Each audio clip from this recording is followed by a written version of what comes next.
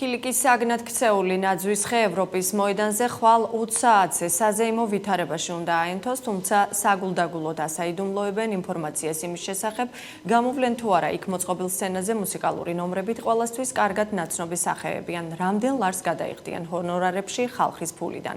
რა იგეგმება ხვალისთვის ევროპის მოედანზე და რამდენად არის წინასაახალწლო განწყობები ხალხში ქვეყანაში მიმდინარე პროტესტის ფონზე. ნაირა ქობულაძე გიამბობთ. ბათუმელების დიდი ნაწილისთვის ქილიკის საგნად ქცეული ნაძვის ხე ევროპის მოედანზე ხვალ საზეიმო ვითარებაში უნდა აენთოს. ახალი წლის მთავარი ატრიბუტი, რომელსაც ზღვისპირა ქალაქში მცხოვრებლები თევზის მხას ადარებენ, უკვე მორთულია. თუმცა მოქალაქეებში წინასაახალწლო განწყობები არაერთგვაროვანია. აი ახალი წელია. ბუნებას მოაქვს, მაგრამ ჩვენ ვერ ვირგებთ რა. და ყველაფერი ხდება მთავრობის გადამყიდველი. არა მაქვს საახალწლო განწყობა და არც მომწონს ნაძვის ხე. არა. საახალწლო უნდა კონდეს თვითონ ხე აქვს საჭმელი და ჩვენ ვართ ისე დაჭერილი. შექმნილ სიტუაციასთან გამომდინარე გადამედო მეც და რა ვიცი თუნდაც სევდიანია, მაგრამ ლომია უბედურობა, რა ვიცი როგორი გვექნება, მაგრამ მაინც ახალი წელი. ევროპის მოედანზე ხვალინდელი დღისთვის დაგეგმილი ღონისძიებისთვის სცენის მონტაჟიც მიმდინარეობს. გამოვლენ თუ არა აქ ხვალ ყველასთვის ცნობილი სახეები არ ვიცით, თუმცა ბათუმელების ნაწილი გვეუბნება, რომ ქვეყანაში მიმდინარე პროცესების გამო საზეიმო საღამოების მოწყობა მიზანშეწონილი არ არის. უფრო მეტიც, მათი აზრით ეს სირცხვილია. იმდენი ახალგაზრდაა ნაცემი, იმდენი ის რომ ამ ეტაპზე თავის შეკავება მე მგონი უფრო მართებული იქნება.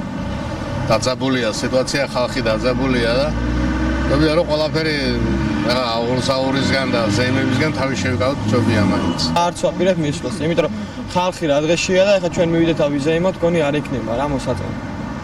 არც ვაპირებთ. საზეიმოდ ახლა როგორ ზეიმება რა.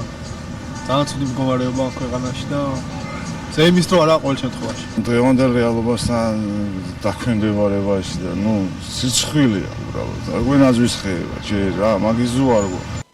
წელს ბათუმის მერია ახალი წლის აღსანიშნად ბიუჯეტიდან 2 მილიონ ლარზე მეტ თანხას დახარჯავს. ხალხის ფულს წელსაც აჭარ-განათებას უხდიან, რომელიც ტენდერს წლებია უკონკურენტოდ იგებს.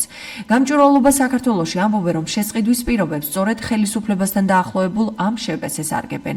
ამ კავშირებზე საუბრობს საკრებულოს ოპოზიციონერი დეპუტატიც.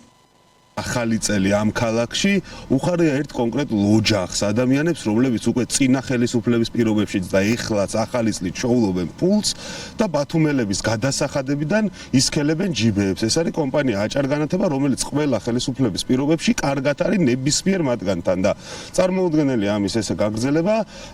ეს ყველაფერი არის დათვლადი. აქ არ უნდა იყოს ახალი წელი იმისთვის, რომ აჭარ-განათება მიშოვოს ფული ქართული ოცნების წევრებმა და მათმა აქტივმა იშოვოს ფული, ვიცით რომ ძირითადად კონცერტის მონაწილეები, მათ შორის მომღერლები არიან ადამიანები, ვინც პირდაპირ კამპანიაში არიან ჩართული და ეს არის ერთგვარი ხარკი ამ ადამიანებისთვის, მადლობა ამ ადამიანებისთვის და ეს არ არის სწორი. ტენდერებს იგებს 2011 წლიდან დღემდე, ჯამში მოგებული აქვს 75 მილიონ ლარზე მეტი სახელმწიფო შესყიდვა, მათ შორის 4 მილიონ ლარზე მეტი არის გამარტივებული ერთდროული მოლაპარაკების გზით, ხოლო 71 მილიონ ლარზე მეტი არის ძირითადად უკონკურენტო და სხვა კონკურენტების დისკვალიფიკაციის საფუძველზე მოგებული ტენდერები, რაც შეეხება იმას თუ როგორ ახერხებს ამ ხელა შესყიდვების მოგებას, მთავარი ფაქტორი ჩვენ ვფიქრობთ არის ის, რომ პირობების შემსყიდველის მიერ დაყენებული მოთხოვნები და პირობები არის მასთან მისადაგებული, არის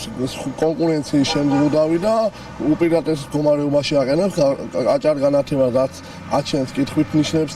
როგორი იგებს უკონკურენტოდ წლების განმავლობაში ტენდერებს აჭარ-განათება? დირექტორმა დღეს განმარტებების გაკეთება არ ისურვა. მე არ დაიღალეთ ანალიზი იგივე თემით. შაშანდები კომენტარი ამოიღეთ საკავშირში. მე დავიღალე ანალიზი იგივე თემით. სპეციალისტის მოწოდებული მაქვს და ყველა განმარტება გაკეთებული მაქვს და მე არ შემიძლია ეს იგივე ყოველთვის.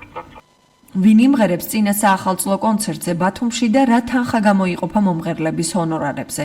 მერიის პრესამსახურმა მხოლოდ მათ მიერ ჩაწერილი ინტერვიუ მოგვაწოდა. ხვალ საღამოს 8 საათზე ევროპის მოედანზე საზეიმოდ აინთება ქალაქის მთავარი ნაძვის ხე. ხოლო მთელი დღე იქნება დატვირთული სხვადასხვა საბავშვო აქტივობებით, ბავშვების განწყობაზე იზრუნებს ზღაპრის გმირები, ანიმატორები, იქნება ოჩოფეხების მსვლელობა. ეს დაიწყება დღის 3 საათზე, ხოლო საღამოს 6 საათზე დაიწყება ბათუმში არსებული ბავშვთა სტუდიების კონცერტები. ბათუმის მთავარი ნაძვის ხე ევროპის მოედანზე ხვალ 20 საათზე აინთება. რამდენიმე მეტრში კი საკონსტიტუციო სასამართლოსთან მოქალაქეები 28 ნოემბრიდან უწყვეტ საპროტესტო აქციებს მართავენ.